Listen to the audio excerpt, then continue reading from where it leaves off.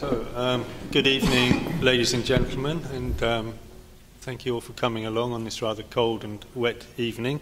I'd like to introduce our speaker tonight, who's Professor Perry Link, who I first came across way back in the 1980s when I started studying Chinese politics, and he was someone who was translating and analyzing political literature from China, and at that time I was reading work from the 1950s that Perry had translated and analyzed, the poisonous weeds literature, as it was called, from the 1950s. And of course he has carried on consistently following the development of political literature in China right up to now, and the reason he's here tonight is because of the latest book that he's compiled and organized, which is on Liu Xiaobo.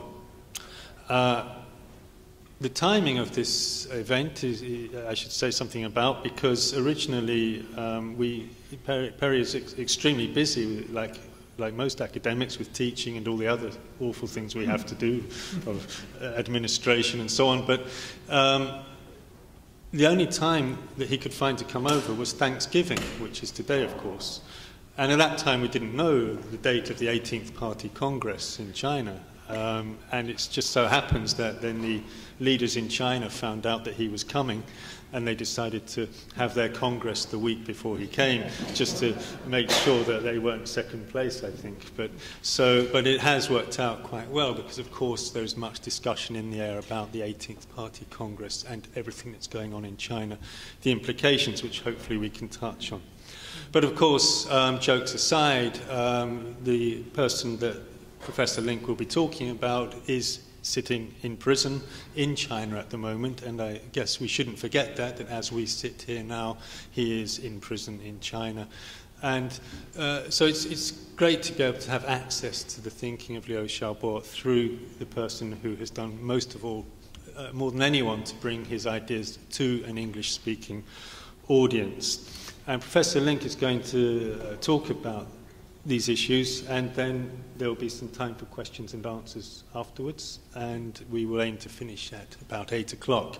And then there are some books for sale as well, and Professor Link will be signing copies if anyone wants to buy some of those outside in the hall.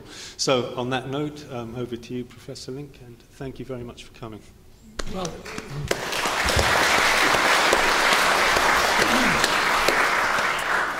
thank you very much, Chris, for the kind introduction. I'm a little puzzled as to whether I should sit or stand. If I stand, people over here can perhaps see better. The alternative would be to have everyone over here move over there. Why don't I stand, if this will obey? Can you hear? Oh, you can hear. Okay, if you can hear. Yes, I'm here to talk about Liu Xiaobo, who Professor Hughes reminds us is sitting in prison as we speak, won the Nobel Prize for Peace in the year 2010.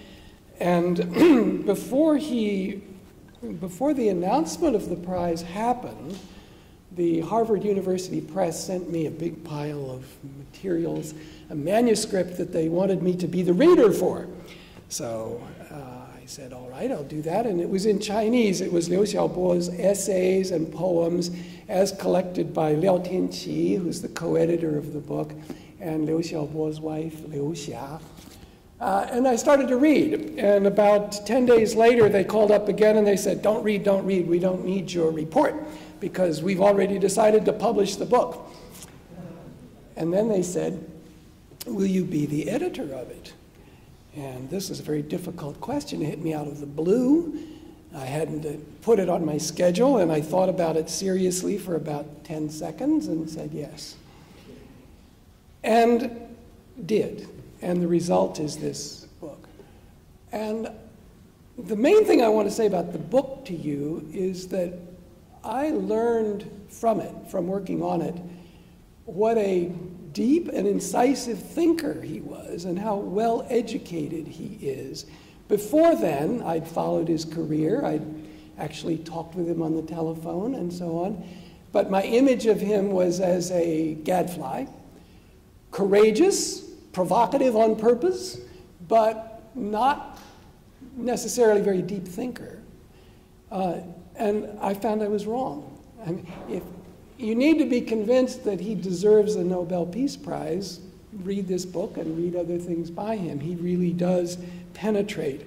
I want to begin by reading you a couple of paragraphs that I wrote in the introduction to the book. Liu Xiaobo is one of those unusual people who can look at human life from the broadest of perspectives and reason about it from first principles. His keen intellect notices things that others also look at but do not see. It seems that hardly any topic in Chinese culture, politics, or society evades his interest, and he can write with analytic calm about upsetting things. One might expect such calm in a recluse, a hermit poet, or a cloistered scholar, but in Liu Xiaobo it comes in an activist. Repeatedly, he has gone where he thinks he should go and done what he thinks he should do, as if immune to things like havoc, danger, and the possibility of prison. He seems to move through life taking mental notes on what he sees, hears, and reads, as well as on the inward responses that he feels. Luckily for us, his readers, he also has the habit of writing free from fear. Most Chinese writers today, including many of the best ones, write with political caution in the backs of their minds and with a shadow hovering over their fingers as they pass across the keyboard. How should I couch things? What topics should I not touch? What indirection should I use? Liu Xiaobo does none of this. With him, it's all there. What he thinks, you get. I want to start with a capsule overview of how I think he sees modern Chinese history. And I apologize in advance to the serious historians in the room for going very quickly. And I don't mean it to be complete, but I think it's important to get a capsule overview in order for me to do what I want to do next, and that is comment on some of the essays in the book. He sees the communist movement, Mao Zedong's movement, as more typical of the Chinese tradition of millenarian peasant rebellions and their ideologies, from the red turbans in Han to Bai Lianjiao in late Qing to the Taiping Tianguo in the 19th century, where you have a egalitarian, millenarian ideology backed by a structure that's very hierarchical and promises a new world, but really is motivated most by power of the leader who is leading. And he sees Mao Zedong this way, and his borrowing of Marxist-Leninist ideology as more a millenarian ideology to use rather than something that he, as a blueprint, really expected to establish in China.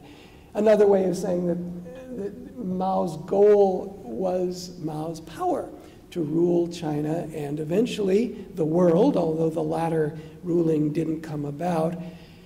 And Mao's thinking is rooted more or less in Marxist-Leninist tradition, which is part of the rubric at the surface, than it is in Zhuge Liang, Sanguo kind of calculations, or Sun Tzu Bingfa, Sun Tzu's Art of War and so on, reflected in Maoist slogans. When he gets power in the 1950s, one of the first things he wants to do is the Great Leap Forward, 超英赶美, pass England and catch up with America, that looks as if it's aimed at an ideal communist society, but in reality is aimed at garnering the maximum possible power for the great leader who is leading it and extending his power, so that the goal of the Great Leap Forward's overproduction is to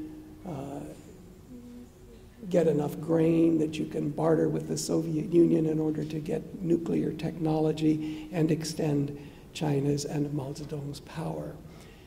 the bifurcation between the level of millenarian ideology and actual reality kicks in most notably in the late 1950s with slogans like 超英赶美 that don't really mean what they claim to mean. Another dramatic example of this would be 妇女能顶半边天.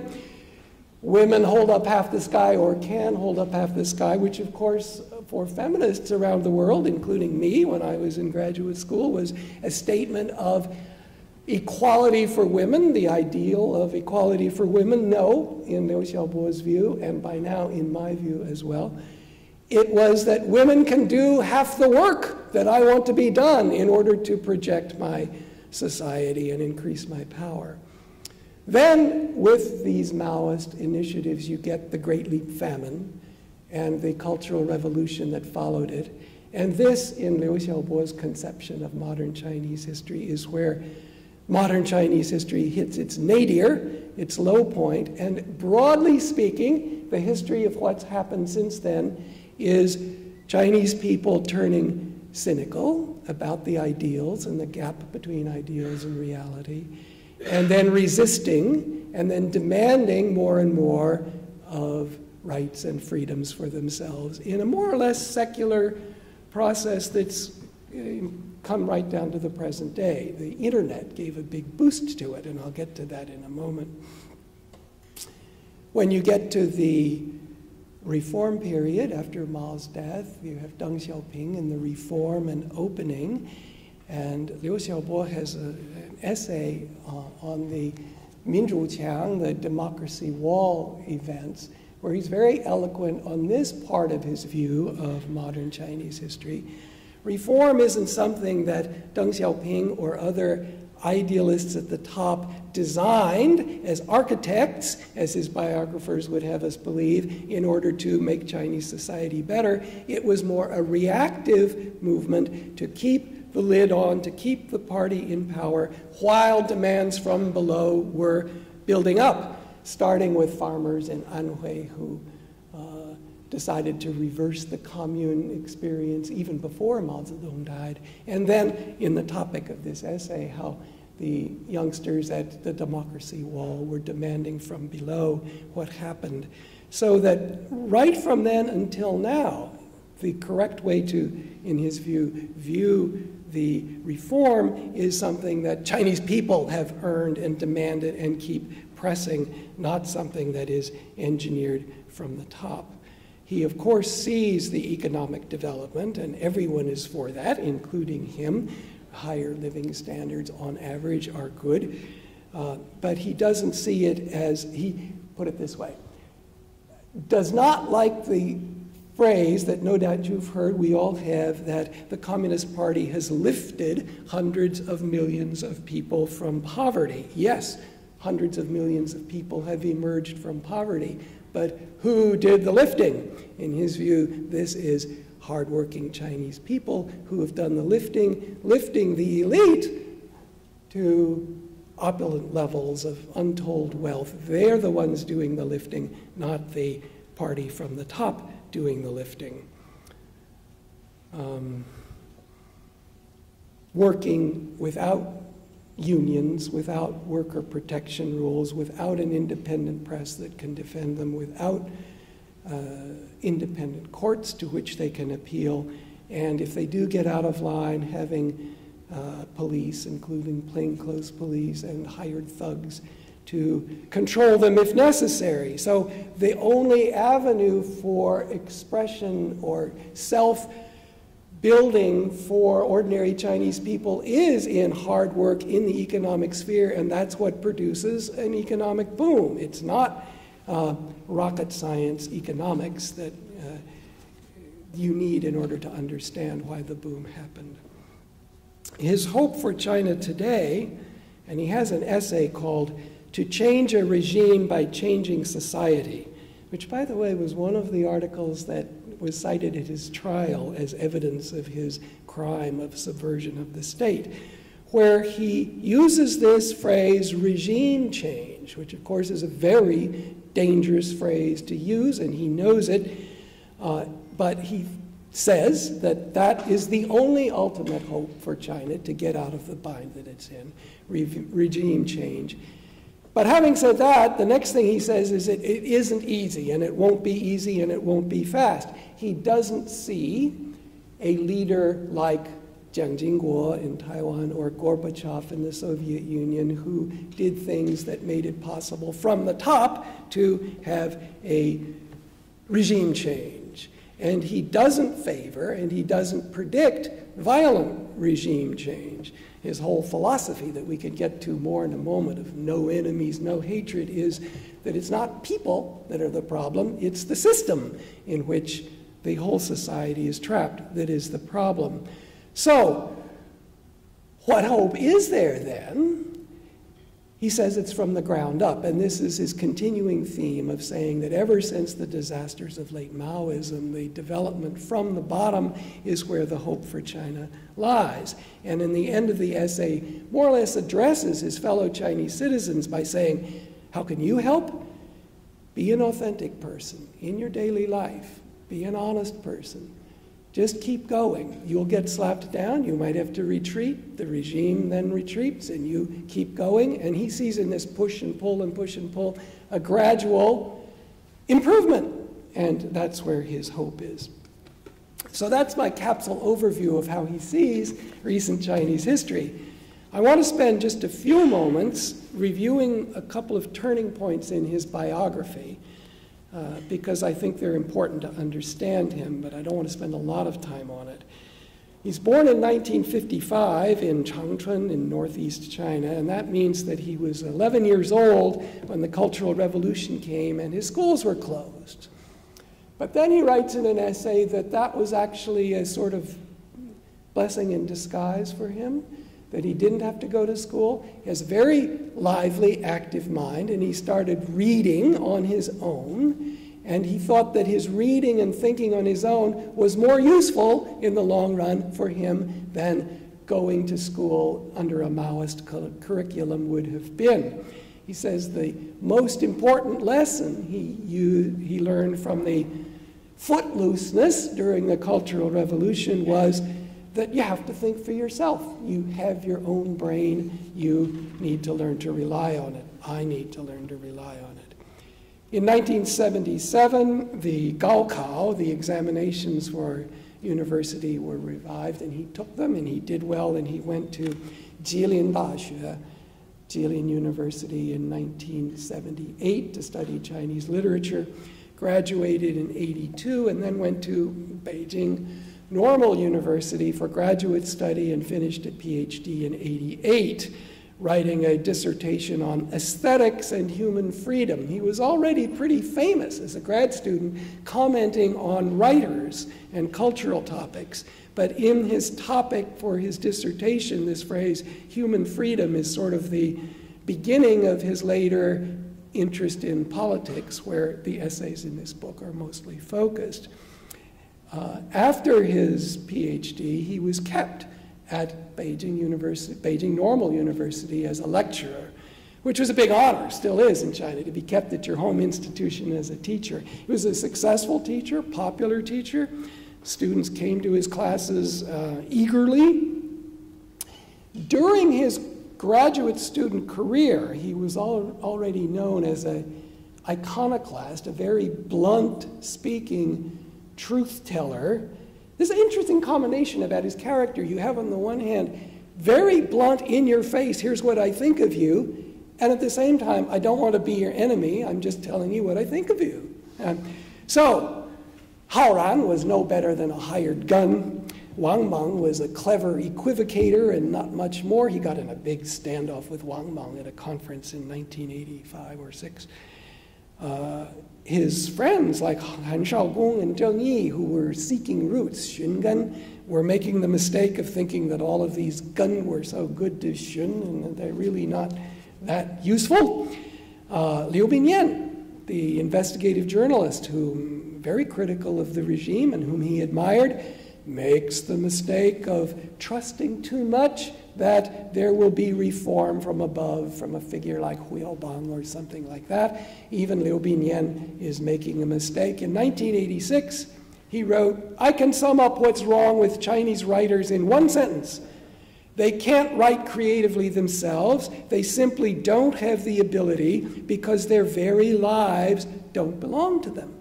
That harks back to his self-education during the Cultural Revolution. You have to have your life belong to yourself before you can start to be a writer of any kind. Now, I want to mention 1989 because in that year, two things happened that were crucial turning points in his intellectual development. The first was that he traveled to Europe and the United States in 1988-89 and was disillusioned with what he found in the West. He went to a conference on Chinese film at the University of Oslo and found the European sinologists there could barely speak Chinese and were way too willing to accept at face value what the Chinese government said as true. And the conference itself was, this is a direct quote, agonizingly boring. 98% of the 汉学家 are useless. They were his hosts at the same time. Here you see no enemies, no hatred in action, but frank talk. Then he went to New York, to Columbia University, where postmodernist jargon turned him off considerably. Whereas he went to the Metropolitan Museum of Art and was suddenly struck by the need for completeness of the human being. He almost had a transcendental experience about what it is to be a full, authentic person. And he found that Western civilization that he'd been idolizing since then wasn't the answer anymore. He had just written a book that was being published right at that time in Taiwan called Politics and Modern Chinese Intellectuals. And in this book, we translate an epilogue that he wrote in 1989 to that book, where he essentially says the whole book is wrong, or based on the wrong premise. I'll read you directly something from what he wrote. "My tendency to idolize Western civilization arose from my nationalistic desire to use the West in order to reform China. But this has led me to overlook the flaws of Western culture, exaggerating its merits and at the same time exaggerating my own merits." This is another remarkable thing about him, in my view. He's very hard on himself when he thinks that he was wrong, and he says so. "I have viewed the West as if it were not only the salvation of China, but also the natural and ultimate destination of all humanity in the past. But now I realize that Western civilization, while it can be useful in reforming China in its present stage, cannot save humanity in an overall sense. If I, as a person who has lived under China's autocratic system for 30 years, want to reflect on the fate of humanity or how to be an authentic person, I have no choice but to carry out two critiques simultaneously. Number one, I must still continue to use Western civilization as a tool with which to critique China. But number two, use my own creativity in order to critique the West." And this second task struck him as very difficult. He goes on to say, "I suddenly found myself at a loss, trapped in an awkward position and shaken. It struck me like a bolt from the blue that I'd been attacking an obsolete culture," meaning China's, "with a weapon that is itself only a bit less obsolete. Now looking plainly at myself, I can suddenly see that I am no theorist, no personage of note, and am but a common person who must begin from scratch." He criticizes even the great writer Liu Xun for this. Liu Xun is so good at criticizing China and analyzing things, but when he comes to stare at the grave, he turns away and he can't look anymore. And that transcendental kind of feeling was a turning point for him.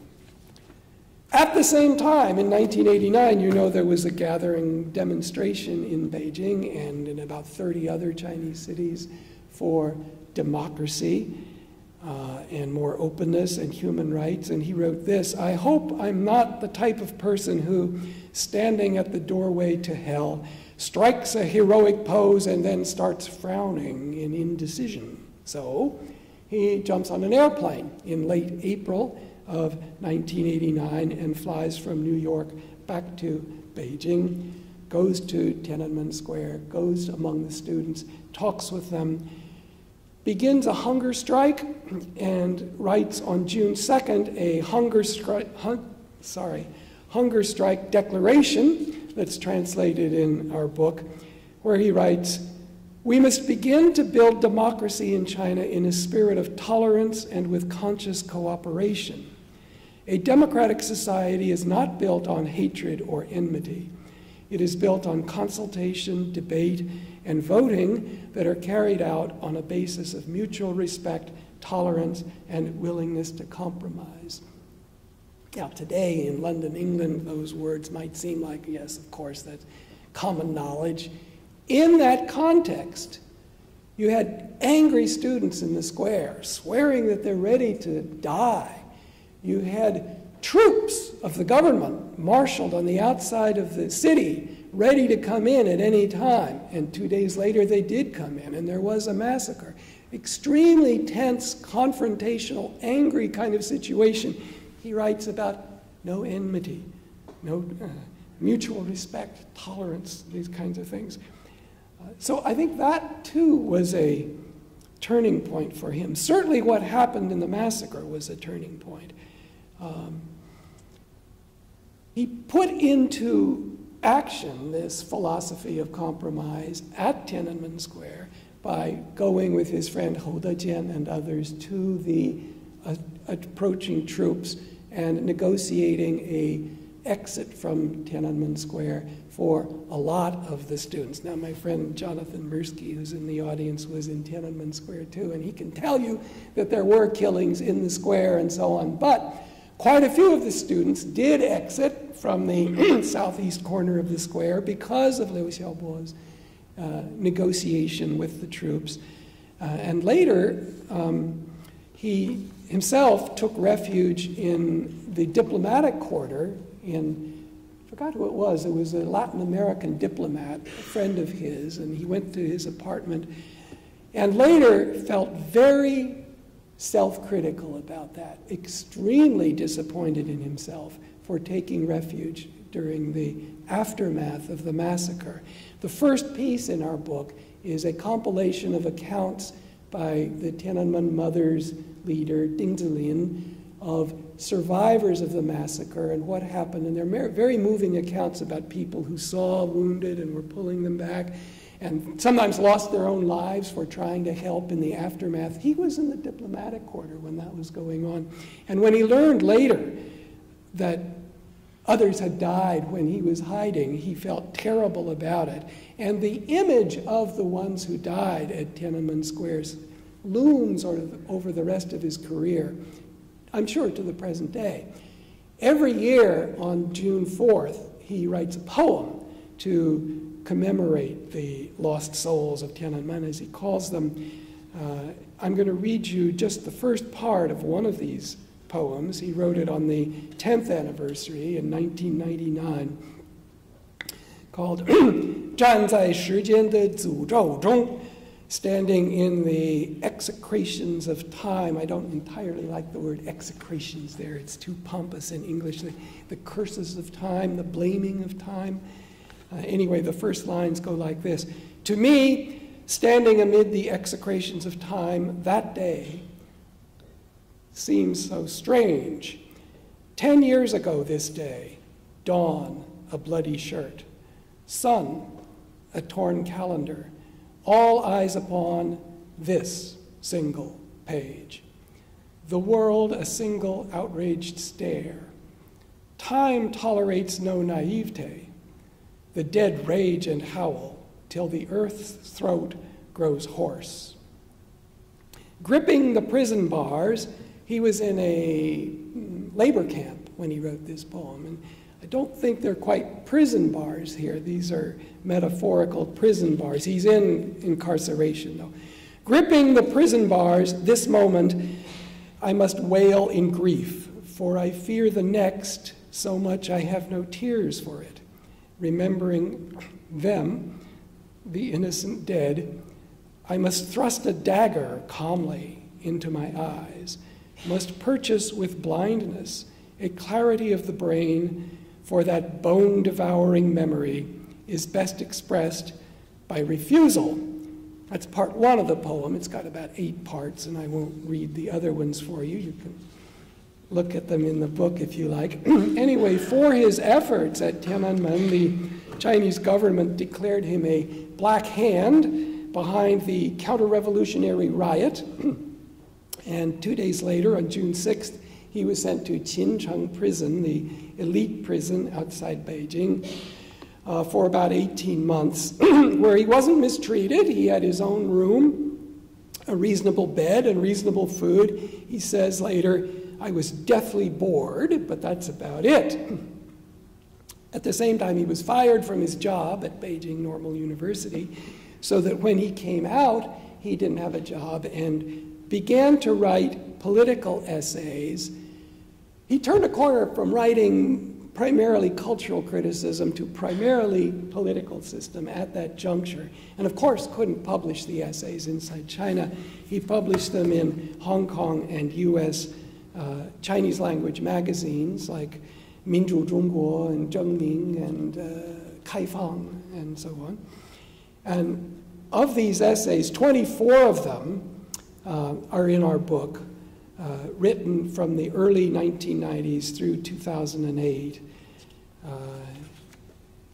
And now I want to use some time to just give you a sampling of what some of these essays are. He has 3 of them that touch on the question of the internet, which has been very important for him.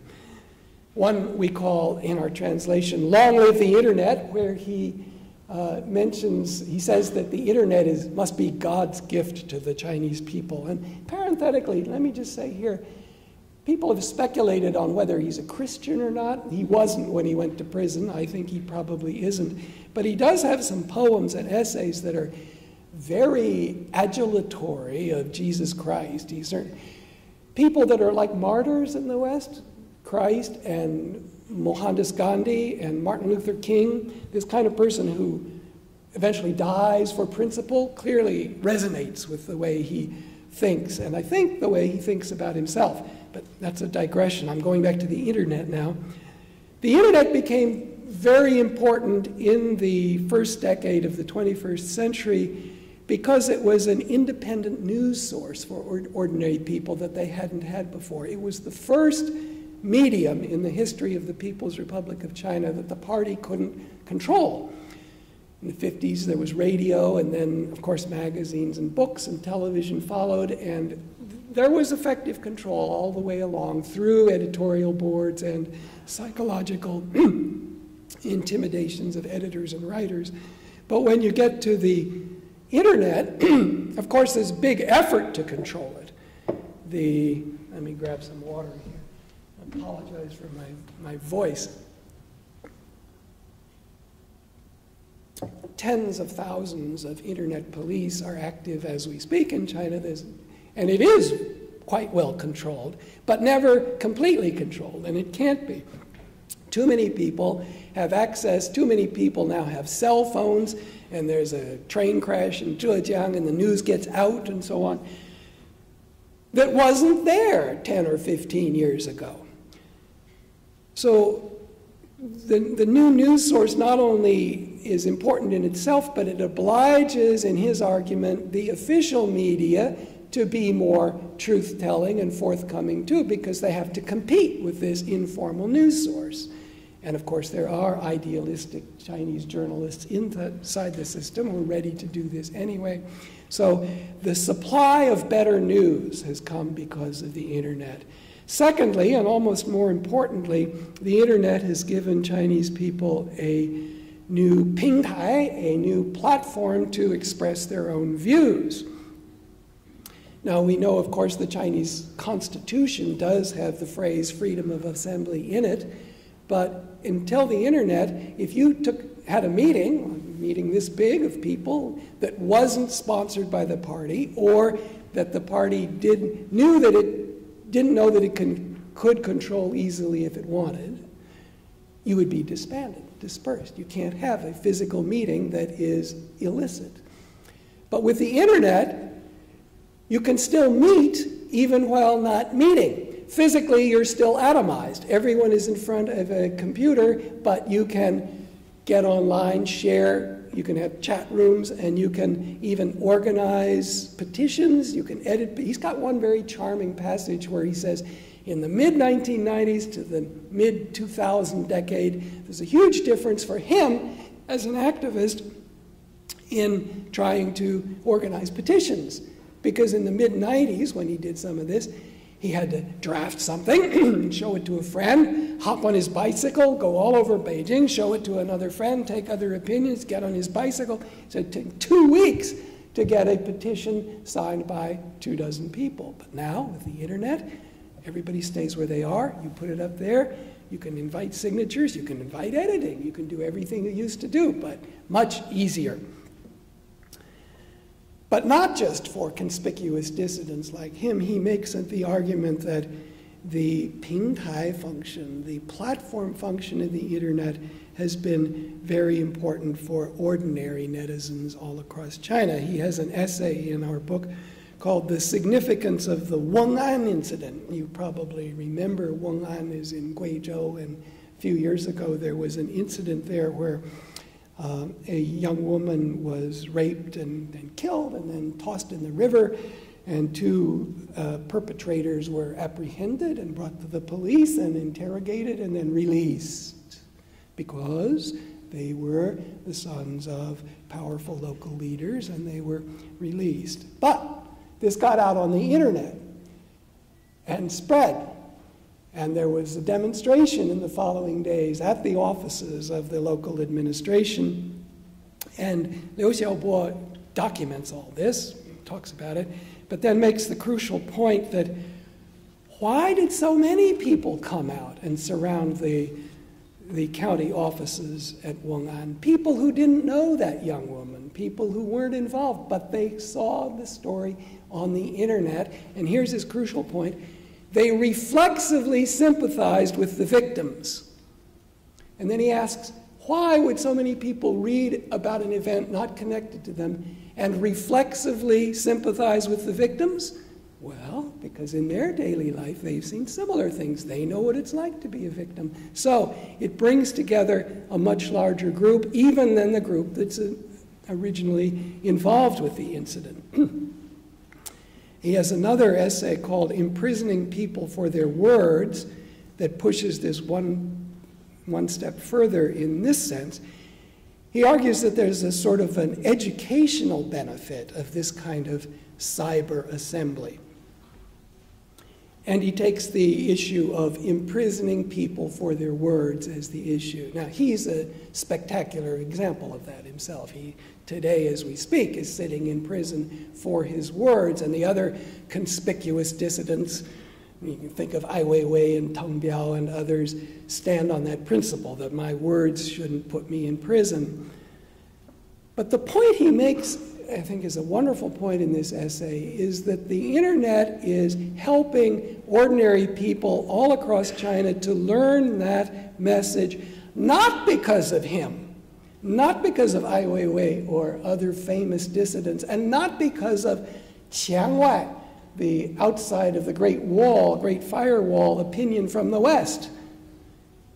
He says people in the West, like us maybe, sometimes think that if ideas of human rights and not going to freedom of speech and so on are going to go into China, they have to go over the wall from the outside.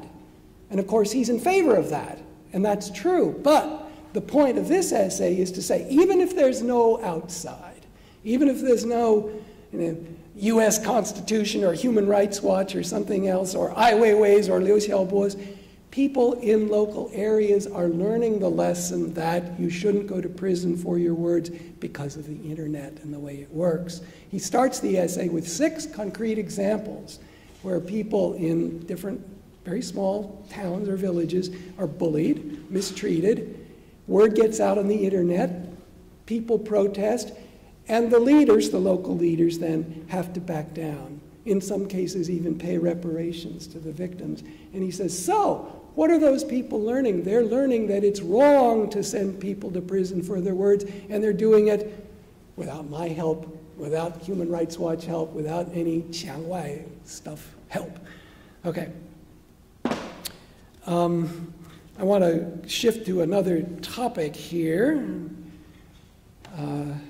Watch the time a little bit. He is somewhat unusual among the tradition of so-called Chinese dissidents in that he pays a lot of attention to farmers. He has 2 essays on the problem of taking land from farmers, which, as you know, has been in recent times a big issue. One is called State Ownership of Land is the Authorities' Magic Wand for Forced Eviction. Forced eviction, moving off your land so that we can do development. And the key phrase here is magic wand. As you may know, all land in China is legally owned by the state. You can have long-term leases. You can buy an apartment in Shanghai or Beijing and be pretty sure that you can keep it and it has an investment value and so on. But at bottom, it's like in US law, the doctrine of eminent domain. The government can remove you if it wants. And what happens in these cases that he talks about is that local power holders, in collusion with local entrepreneurs, want to build a new mall or development or some kind and use this principle, this magic wand of state ownership of land in order to appropriate the land from the farmers.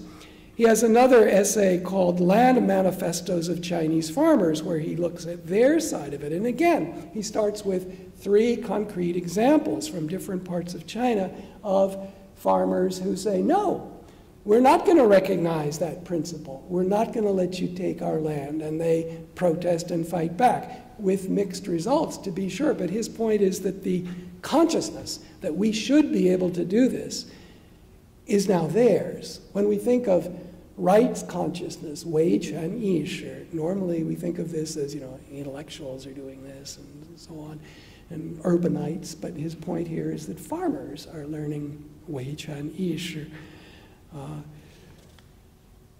This land was ours in the Tang Dynasty, the Song Dynasty. Our ancestors have always lived here. You took it from us in the 1950s in the land reform, and now you want to take it back, and whether it goes this way or that way, it's all to benefit you. No, we're not going to do it anymore, is a quick summary of what these farmers' petitions say. Now, the reason I say those efforts aren't always successful is that you have a lot of pushback at the local levels from local power holders who resist and usually win. The most dramatic essay in the book that illustrates this is about China's black kilns. You may remember a few years ago, 2007, there was an expose that I'm sure hit the London newspapers. It was in the New York newspapers about more than 1,000 children in Shanxi who were working in coal mines who had been kidnapped from neighboring Henan. Some of the parents, of course, found their children missing. One found an idealistic journalist, an inside the system journalist who went and made a report on it, and it got out, and then it was very embarrassing, and it even hit the world press. So he reviews this, but then writes this near the end of the essay. The mighty government, meaning the Chinese government here, the mighty government with all its advantages and vast resources is not ready to do battle with the Chinese underworld. The first priority of officials is always to serve the higher-ups, because, in effect, that serves one's own career, and not to serve the people below. In China, the underworld and officialdom have interpenetrated and become one. Criminal elements have become officialized as officials have become criminalized. Underworld chiefs carry titles in the National People's Congress and the People's Political Consultative Conference, while civil officials rely on the underworld to keep the lid on society. You won't be surprised to learn that this essay was another that was cited at his trial as evidence for subversion of state power. He has, in my view, a wonderful essay on humor, from wicked satire to gao. And we don't try to translate gao because it's too hard to. In English, you could say satire or spoof or sarcasm or any kind of, and it can be a noun or a verb. Gao can be a verb or a noun. And no English word captures it all, so we just used gao. It starts by talking about Wang Shuo to Wang Xiaobo to Han Han, and internet gao is what it's about. And he raises the question of whether political humor, political jokes in China have become a safety valve that actually serves the purposes of stability for the regime, because other Chinese intellectuals make this argument. And he does a very fair job, in my view, of making that argument as powerful as he can before he goes on to argue the other side. The safety valve argument is that, you're being picked on by your local official and you feel resentment and you crack jokes and you laugh it off and you go back to your rut. Therefore, it's a safety valve. He says that probably happens, that's true, but it's still better to have political satire than not, because for one, this satire reaches just as far as the corruption that it satirizes reaches. And that means virtually everywhere, right? How else can you get anything unofficial spread everywhere if you don't have that fact at work? He makes here his erudition pops in again. He makes a very easy and I think insightful comparison to Czechoslovakia and Vaclav Havel versus Milan Kundera. Kundera writes, about laughter and political satire, and it spreads in Czechoslovakia. On the other hand, you have Vaclav Havel, who's the conspicuous, principled, on the soapbox dissident, pronouncing universalistic principles. And he asks, which is more important in the transition in Czechoslovakia, Havel or Kundera? And he says, both. Of course, he sees himself more as the Havel type, but this gao as the Kundera type effect in China. Because it spreads everywhere, and because, and here's really the crown of this essay, it can prepare the ground for significant political change. I'll read you what he says. In China, political jokes have already been making it clear for some time now that the legitimacy of the dictatorship is unsustainable.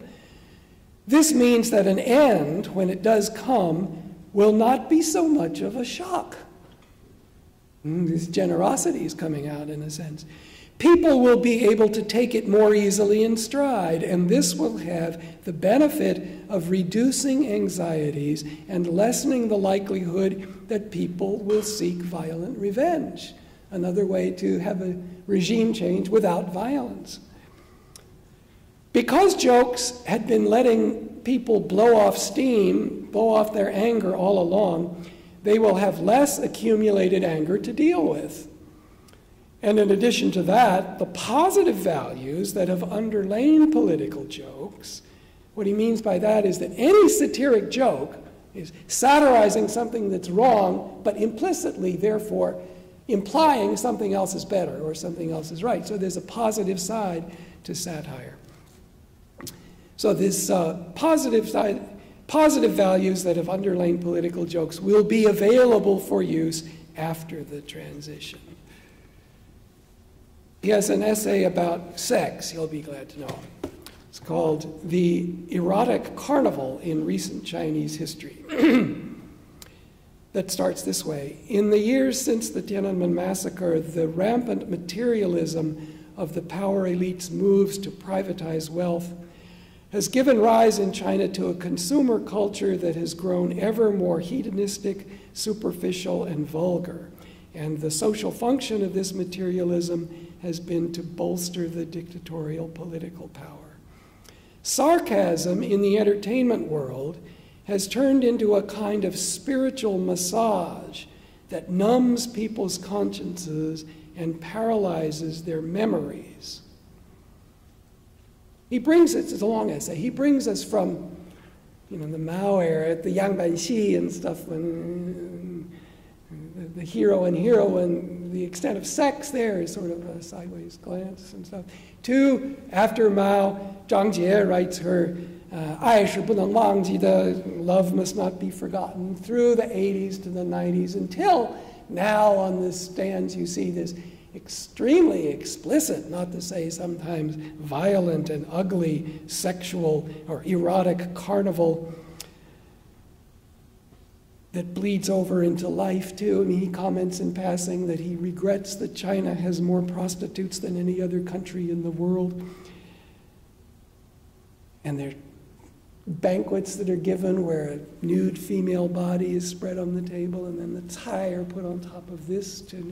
Extreme cases, and he knows they're extreme cases, but it shows this long-term expansion of his interest in erotic game playing, which he sees as a diversion, in his view, from the serious moral and political principles that he cares about. And then he's got, near the end, a very powerful, in my view, argument about the intersection between this erotic interest and supranationalism, which he's opposed to. He tells the story of the female broadcaster, you may remember this from a few years ago, named Zhao Wei, who inadvertently bought a dress that had on the side a white dress with a red spot that super-nationalist sort of Fenqing, angry youth types on the internet saw as the Japanese flag. And then on the internet started this campaign against her, saying, if you want to be a whore for the Japanese, go to Japan. Or if you're good enough for the Japanese to have, we Chinese can have you too. Really nasty attacks on her. And then Liu Xiaobo backs off and analyzes why that can happen. It's very ugly misogyny from one point of view. I mean, cut off her breasts and throw them away and things like this. But done under the mantle of patriotism on the assumption that as long as I'm being patriotic, standing up against the Japanese, I can do anything I want, including having this fantastic victory over or sexual exploitation of a beautiful and famous Chinese woman. He has an essay on the rise of China in the world, sort of for international relations experts, and not for you, Chris, for all of us. The Chinese communists, he says in this essay, are concentrating on economics, seeking to make themselves part of globalization, and are courting friends internationally precisely by discarding their erstwhile ideology. At home, they defend their dictatorial system any way they can, and around the world have become a blood transfusion machine for a host of other smaller dictatorships. When the rise of a large dictatorial state that commands rapidly increasing economic strength meets with no effective deterrence from the outside, but only an attitude of appeasement from the international mainstream, and if the communists succeed in once again leading China down a disastrously mistaken historical road, he sees Mao as having done that, and he's not sure that the current trajectory of China is as rosy as perhaps some of the rest of you in this room think, but he doesn't. The results will not only be another catastrophe for the Chinese people, but likely also a disaster for the spread of liberal democracy in the world. He has two essays that comment on Tibet that I want to mention briefly to you. One is called "So Long as Chinese Have No Freedom, Tibet Will Have No Autonomy," where he starts by saying that the Chinese government, the propaganda department and so on, put the problem with Tibet or the Uyghurs as an ethnic conflict problem. And he says, no, it's not an ethnic problem fundamentally. Fundamentally, it's a dictatorial system versus 老百姓 problem. And he documents this 老百姓, ordinary people problem. He brings us through history of the People's Republic from the Mao era. The Great Leap Forward, the Cultural Revolution, devastated Tibet and devastated the rest of China too. To the present day, the Dalai Lama cannot go back to Tibet, but Li Hongzhi, the head of Falun Gong, can't go back to China. Democracy advocates like Hu Ping, Su Xiaokang can't go back to China. So there are a lot of parallels here. And that he sees as the fundamental contradiction, not an ethnic conflict. The other essay where he mentions Tibet is actually not formally about Tibet. It's about our US President Barack Obama. He wrote it the day after Obama's first election and starts by saying how heartwarming it is to him to see the world's strongest democracy elect a minority president. And then he goes into a fairly, in fact, impressively well-educated review of US history, where he says both the Democrat Party and the Republican Party have helped to make advances for black people in the United States. Abraham Lincoln was a Republican. Emancipation Proclamation came from a Republican. George W. Bush appointed the first black Secretary of State, and so on. Meanwhile, the Democrats even more. You can document it. He knows a lot about US history, goes through this, but then it comes around to Tibet, because at the end of the essay, he said, if we Chinese were really smart, if our leaders were truly wise, they, and I quote here, they could invite the Dalai Lama back to China to serve as our nation's president. Our Barack Obama. Such a move would make best use of the Dalai Lama's stature in Tibet and around the world. Now, you chuckle in the audience, and properly so. And Liu Xiaobo is not dumb. He knows that this idea comes from somewhere west of Pluto. It could never happen. But it's still useful to articulate it, and I think perhaps the reason some of you chuckled is that you might agree with this insight he has that what if the Dalai Lama were suddenly the president of China? How much more China's image in cities like London would skyrocket? There's quite a resource there. And besides the Dalai Lama, Professor Mirsky knows about the Dalai Lama personally, he can talk later. He's a very reasonable, low-key, well-intentioned person, someone that you could deal with easily. Liu Xiaobo has an essay called The Gold Medal Syndrome, where he explains, in a sense, understands why China wants international recognition and prestige that comes in the form of Olympic gold medals or Nobel Prizes and so on, but then, as you can probably anticipate, decries the way it's done in China. Ordinary athletic equipment for ordinary 老百姓 in schools and so on isn't very well funded, but the Olympic gold medalists who are trained in camps are super well cared for and funded. But then he looks at it from the point of view of the athletes too. He tells a story about a woman, weightlifter, who didn't know that her mother died until 1.5 years after the mother's death because her training was too important. They wouldn't tell her. They keep her in the camp. And young 6-year-olds who are being taught to dive have their retinas destroyed, even though doctors on the scene say, don't have them still do that kind of dive. They have to do it because we're building for Olympic gold medals. He has a brilliant essay on Confucius, where he argues, and here again his, to me, surprising erudition comes out. He's clearly gone back and read Confucius and Zhuangzi, Mengzi, Hanfeizi, Mozi, ancient Chinese thinkers, and compares them. And he loves Zhuangzi's wit and vaulting imagination and metaphors. He really admires Mencius for his empathy with common people, and Mozi as well. And he goes through this, and by comparison finds Confucius a fairly conservative and selfish philosopher. You know, you hear the phrase like 尽而兼济天下, 退而独善其身, withdraw and cultivate your own character when things out in the world aren't going so well. And Liu Xiaobo says, no, a moral person, precisely when things aren't going well out in the world, should go out and try to help. So Confucius has it exactly backwards there.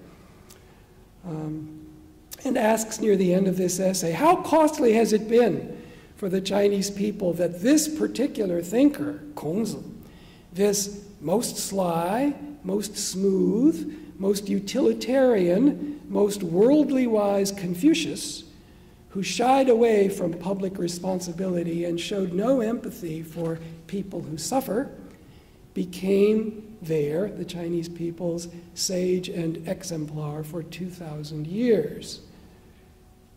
He has an equally brilliant article on the 20th century Chinese writer Bajin, about whose works in the 1930s he has mixed feelings. I think he would give him sort of a B, maybe a B minus, compared to Lu Xun, Shen Zongwen, Zhang Ailing, ones that he admires more.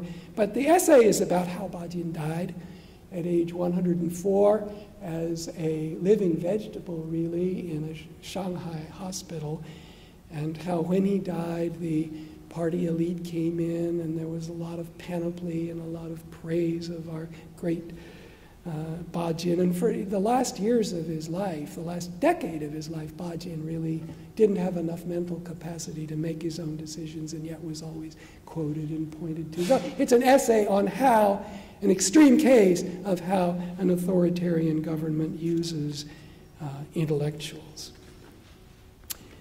I'm going to stop here because you said we'd stop at 8, and I've already talked too long.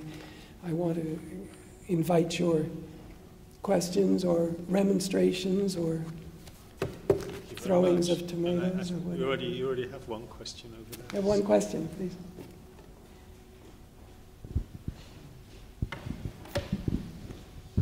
Firstly, thank you very much for the brilliant lecture, and I really agree about the point of internet you mentioned, because I'm from Guizhou province, and that year I went to another city for my bachelor degree, and the first thing when I met my schoolmates, the first thing they asked me is, do you hear about, what do you know about the woman who was raped in your province? Right. I say, what? I didn't really care or know about this event. How come people from other provinces really care about this thing? Right.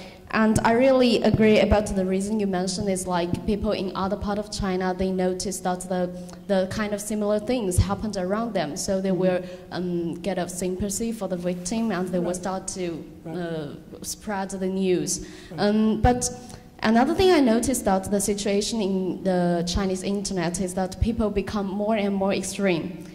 It's like when they say government staff wear an expensive watch, they will start to human search engine. It's like they will search 人肉搜索. They will search every detail of this government staff, and I think this kind of situation are really very extreme. So my question is that, do you think that these kind of things are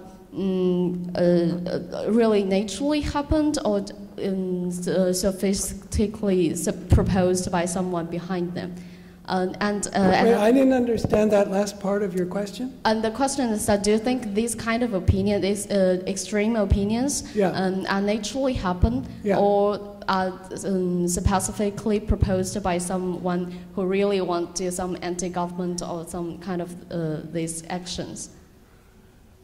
Did everybody hear the question? Do I think these extreme opinions that appear on the internet are autonomous, or are they behind the scenes guided by someone? Yeah, who really want to do something. And do you think it will really cause some real actions happened in China? Real actions. Yeah, thank you very much. Yeah, it's a good question, but of course it's way, way too big. I can't possibly generalize about all of the comments on the internet. Certainly the extreme comments that you mentioned, and the 人肉搜索 and so on, I don't think it could be, all of them could be controlled by anybody. No, my feeling is that most of those things probably are autonomous.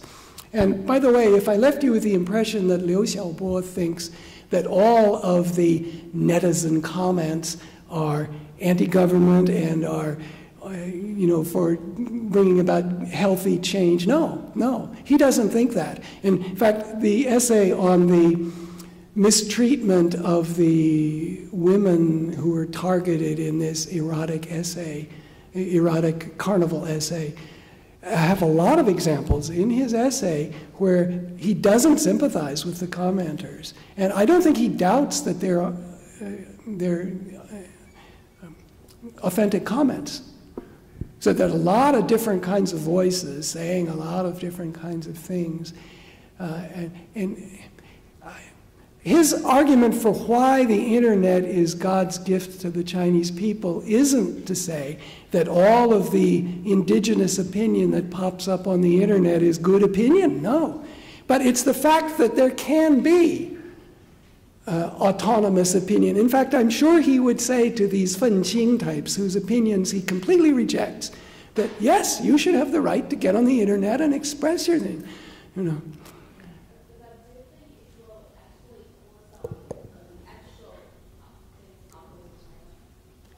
Actually, I think it already has made a big difference in the way, well, if you read his essay about the local cases where he finds that popular opinion forces local bullies to reverse their decisions and let people out of prison whom they'd imprisoned, you can see that there's change. And that wouldn't have happened before the internet.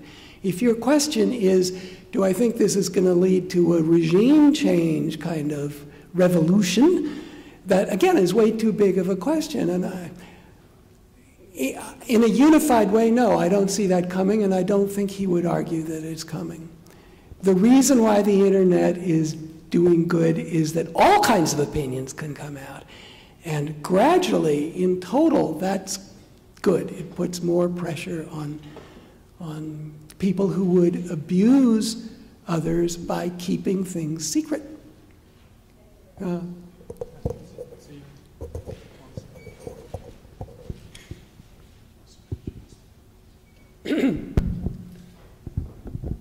Thank you very much for your lecture. I'd like to raise a question about the tension between nationalism and democracy in Chinese public opinion or Chinese conception of themselves. Liu Xiaobo, it seems that, doesn't address very much about the tension between nationalism and democracy, as he emphasizes too much democracy, which is introduced, which is a concept introduced from the West. He risks provoking the very aggressive or ultra-nationalists who tend to argue that everything from the West tends to be against Chinese national interests. So this is a very vulnerability of Liu Xiaobo to people who don't understand him or who don't appreciate his position. So far as you know, does he himself address this question about nationalism and democracy? Okay, the question about nationalism and democracy, and the way you put it, that democracy is one kind of thing that comes in from the West, and nationalism is Chinese, and it's what Chinese people care about, he would reject as a distinction. First of all, patriotism, he uses the word patriotism here, and criticizes superficial or ultra-patriotism. But the key point for him isn't, do we love China or not? He loves China. You can't get around that. He's opposing the definition of patriotism that the Communist Party has put forward and that most Chinese people, young people, have bought, and that is, 爱国爱党爱人民, it's all one thing. He's saying there's other ways to be a patriot. There's other ways to love China than to love an authoritarian government. And I would challenge you to answer that question yourself. If you want to be a patriot who loves China, I salute you, and I think he would. My question, and I can't say he would ask the same question, but he might. When you choose what to identify with, when you want to be proud of China. You can choose history, literature, poetry, painting, calligraphy in traditional Chinese culture. In modern Chinese culture, you can choose technical ability. Most of the engineers at IBM are Chinese. You can choose Chinese food to be proud of. There's lots of wonderful things to tie your identity to and to love when you say, 我爱国. Why would you pick a 19th century style authoritarian, often violent government to be the thing that I identify with? That's me. I can't say what he would answer, but it would be close to, I think, what I just asked you. Okay.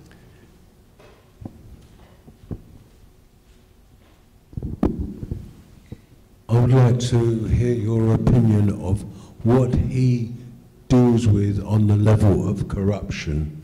Now, the reason I'm bringing this up is that quite a few years ago, prior to the Olympics in China, there was a Chinese friend of mine here who was studying, etc., etc., etc. And she was telling me, finally, it took a long time, but finally she started to tell me about the corruption that was pervasive in many parts of China, and how the exploitation of young children was so terrible, and how she said, I feel very humiliated when I know that these things are occurring and that the Chinese government itself does nothing to really prevent it. And in a strange way, Greece, which is my country, there is that level of, not the same pervasive corruption, but it exists. And again, the people there, when they talk about it to me, it takes a huge effort because of the humiliation level.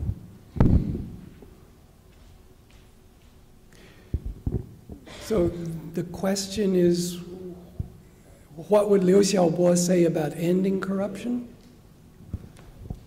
Here I think to say that he imports stuff from the outside world would be a fair comment. His answer to how to end corruption, first of all, it's not to have the Communist Party of China begin once again to have an anti-corruption campaign. I mean, these have dated from the late Mao years, anti-corruption, anti-corruption. But when you're in a system that is already corrupt and doesn't have the guards against corruption that one would need, however many times you tell yourself, now I'm going to go do anti-corruption, will be futile. I'm sure he would say that. But then your real question is, what should one do? And here I think the answer would be borrow from the Western, if you want to call it that, idea of separation of powers, where you do have an independent press, where you do have independent courts. And the reason Charter 08 was so provocative to the Communist Party of China, and you might even say the fundamental reason why he's in prison today, is that in that charter he calls for an end to one-party rule. That was the really incendiary phrase. And I think he would say that if you want to end corruption, you have to have an end to one-party rule. That doesn't mean knocking down the Communist Party. The Communist Party still exists, but it has to compete with other political parties, and it has to compete in an environment of a free press where you can criticize. And I think he would say that is China's best hope for ending corruption. Never end it, of course. No one, I mean, Greece, the United States, none of us can completely end corruption. Problem is to reduce it beneath what it clearly is way out of control in China now.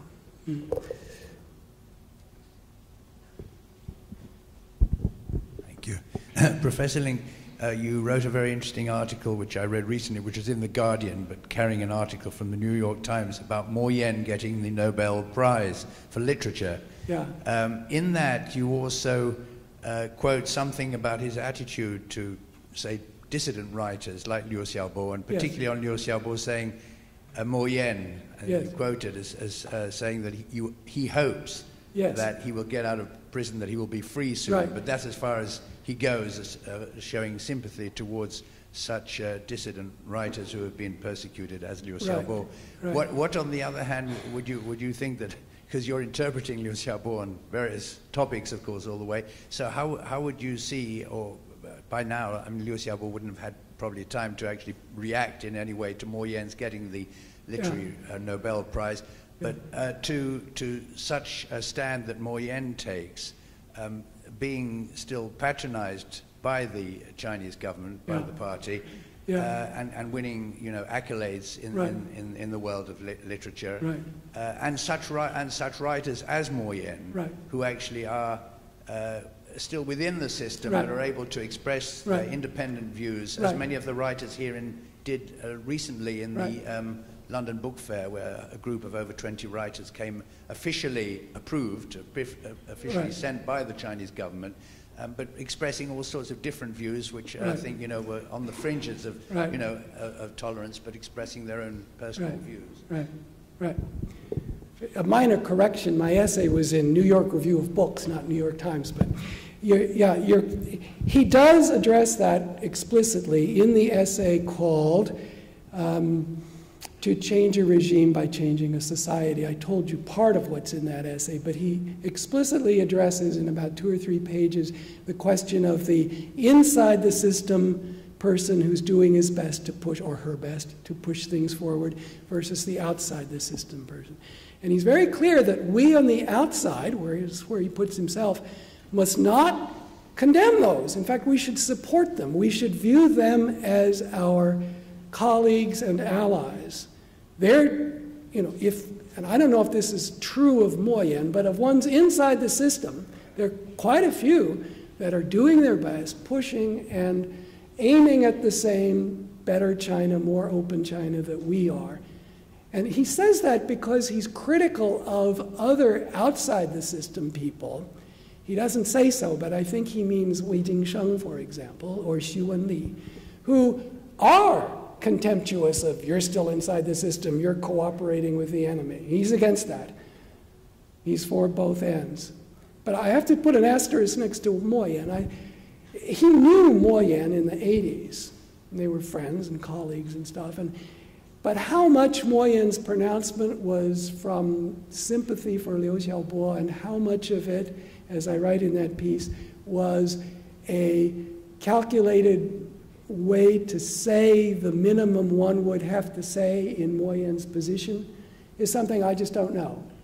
I don't know Mo Yan very well, and I don't know how to answer that. But certainly the Mo Yan type, some of Mo Yan's novels are very sympathetic with the downtrodden.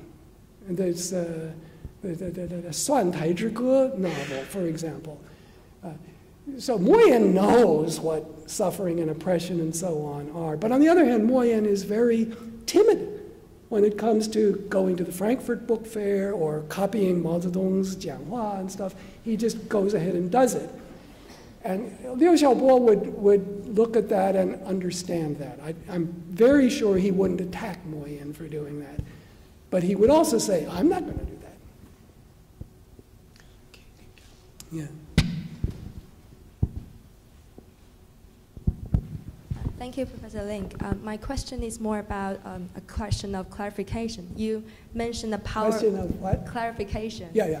You mentioned the power of people, which can be detected. The power of people, the bottom-up power.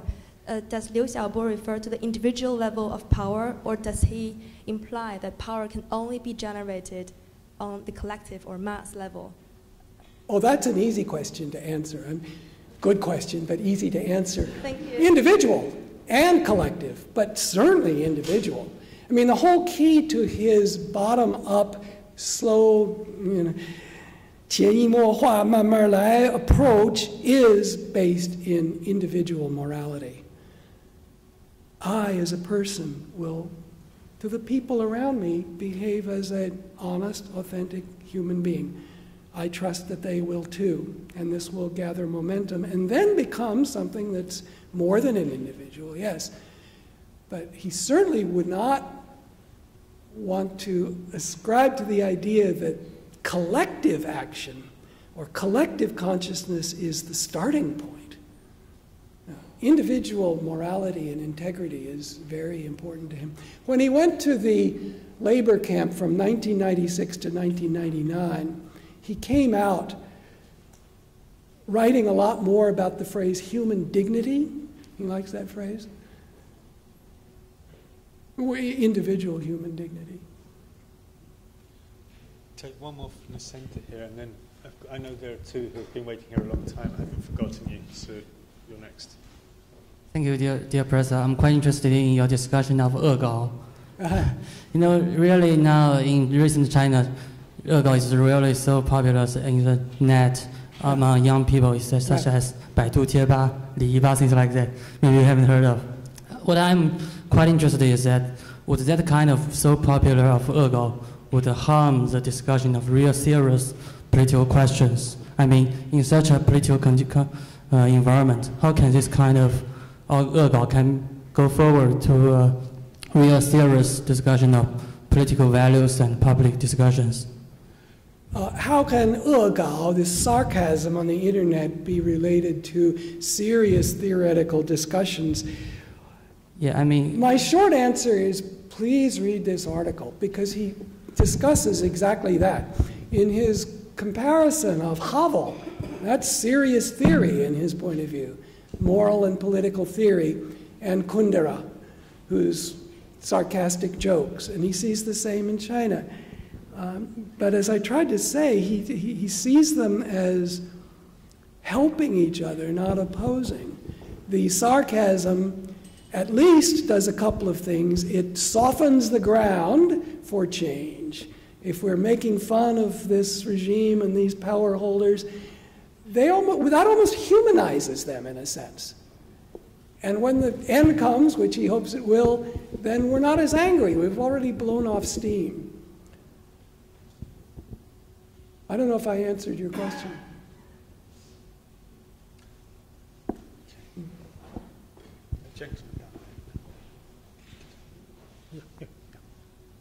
Me? Yeah. Thank you very much. Thanks. I mean, he very perceptively recognizes the connection between the regime and the culture of the society. What is it that he thinks is necessary to change in Chinese society to bring about the democracy or facilitate the incoming of democracy? Maybe it's a difficult question to answer, but you could also probably suggest, if you did you talk to what you call foreign students who are coming to West or to what you call outside China? Yeah. Has he any advice for them how they can contribute to change in China?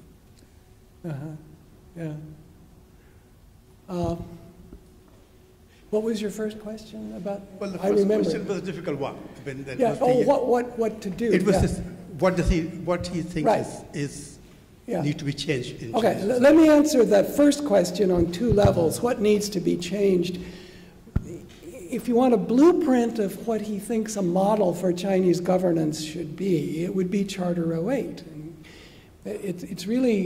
It's not an extreme document. It's a very 温和, moderate kind of thing, but it talks not only about constitutional government and elections and separation of powers, but things like independence of the judiciary, the subordination of the military to civilian government, the environment, education, all of these things. It's pretty well spelled out. So insofar as he would have a blueprint for you, that would be it.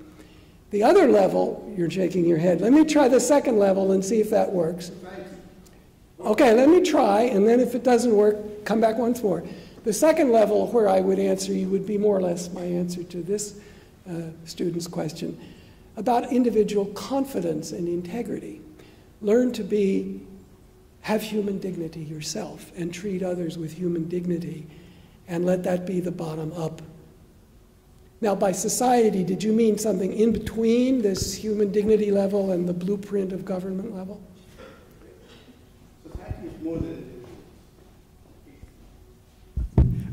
society is more than the individuals. Right. It's very, I mean, one could be very non-controversial and suggest something very nice that be this and be that. Right. But when you are saying that, when you say that the society needs to be changed and needs to be right. Yes, right. change to bring in the change of regime. Right. Then some difficult questions are to be answered. What is it that he wants to change in society? Could you give me an example of what you think a good idea would be? Just hierarchy. Right. Hierarchical nature of society. Right. Is one of the problems. Right. Yeah, okay, I think I understand what you mean. I talked about the blueprint level and then the individual integrity level, and there's how do you get to society? Let me say that in general that would mean social groups. And there, it's clear that he's in favor of social groups as long as they're voluntary. And his examples of cyber assembly would be that. Sometimes when you have cyber assembly around a case, like the Wuhan incident or something, the group that's left over, once the protest is over, can continue, and does. And so you've got this grouping. He's for groups. He's for autonomous forming of groups that people are willing to join. And he says at one point, I'm opposed to making groups register with the Communist Party of China or with the government. You should be able to make your own group and have your own group. If by society you mean, for example, the family structure, I don't see anything in his writing that would say we should change the family structure, family loyalties and hierarchies insofar as they're built inside a family. I don't think he would oppose.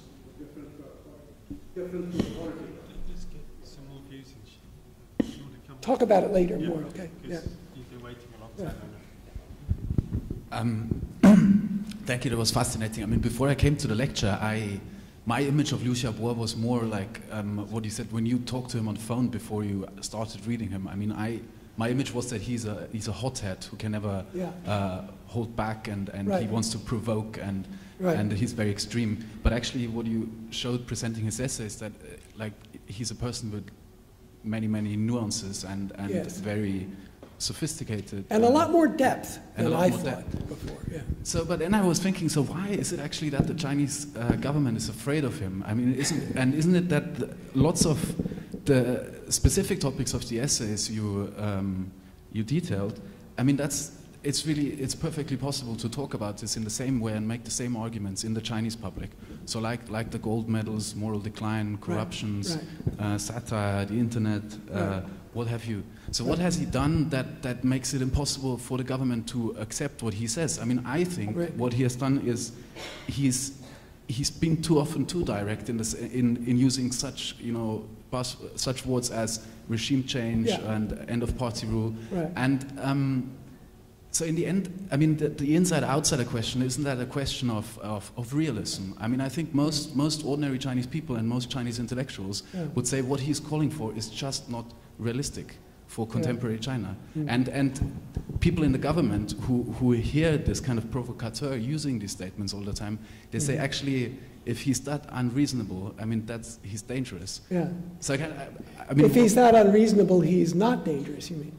He is dangerous. He is dangerous. Because he's constantly, he doesn't understand that this is completely, this is not realistic for contemporary China. Yeah. I mean, I'm also wondering, what does some propaganda head or someone in the central government think about him? Why, what would you tell them, is he dangerous for them? Yeah. Yes, I think he is. Because I think these ideas in Charter 08, for example, although I just said they're mild and reasonable opinions, if they were spread in China, a lot of people would find them attractive, which is exactly the reason why the government suppresses Charter 08. Because they're afraid that people would find them attractive and that it would lead to faster regime change. So I think from that point of view, the government's not wrong to see him as dangerous. If your question is in part, what precisely in all of his thinking makes them most nervous, the best way to judge that is to read the the 判决书 that we have translated at the end, the indictment against him, where 6 articles plus Charter 08 are named. I told you about 2 of the 6 briefly. Charter 08 has things like we should have better care for the environment and things that anybody, inside or outside the system, would find easy to accept. I think the key part of Charter 08, and I think that Charter 08 was the main thing that they put him in prison for, the key part was the line about end of one-party rule, because they just can't swallow that. And why do they come down hard on him and not on others? Is partly because they choose him, and he willingly did this, by the way. I was translating Charter 08 for a month before they published it. He sent it to me in advance, well, the others did first. And he was calling me up saying, change this, change that, don't change this and that.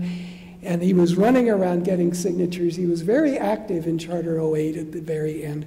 But the main thing he did for Charter 08 was, he told his colleagues, I'll be the one to take the rap. And he didn't take the rap. But from the government's point of view, you see, the purpose of giving him a heavy prison sentence and publicizing that fact is to squelch the whole movement, not just him. I mean, let's face it, the reason he got the Nobel Prize, in my view, was that the government gave him an 11-year sentence. He may not have got it, or at least not that year, if that hadn't happened. So the government is taking him as the example to show that we're going to squelch this kind of charter, this kind of idea, because we don't want it to spread. Now, the other 303 original signatories of the charter also got visits from the police, invitations to tea, like mostly soft, meaning, where did you hear about this charter? Why did you sign it? Do you regret signing it? Wouldn't you be better off just reading your books or doing your job? Don't you see that your friends have better lives than you? Can't you have a better life by not getting involved in this kind of stuff? And the effort was to squelch it any way they could. First, expunge it from the internet, then make an example of Liu Xiaobo, then go to all the others and try to talk them out of it. So I think the government is genuinely afraid of it, yes. And to be honest, I think there is some reason why they should be afraid of it. Not that I sympathize, obviously, but yeah. I can see there's still hands going up, but it is gone 8 o'clock now, and I said we'd finish at 8. I mean, I think we could easily go on all night discussing this topic. It's been fascinating. But also, I do want to leave some time because, as I said at the beginning, there are books available outside, and Professor Link can sign some copies. I regret now buying a Kindle version because you can't sign a Kindle version, can you? But anyway, thank you very much indeed, Perry.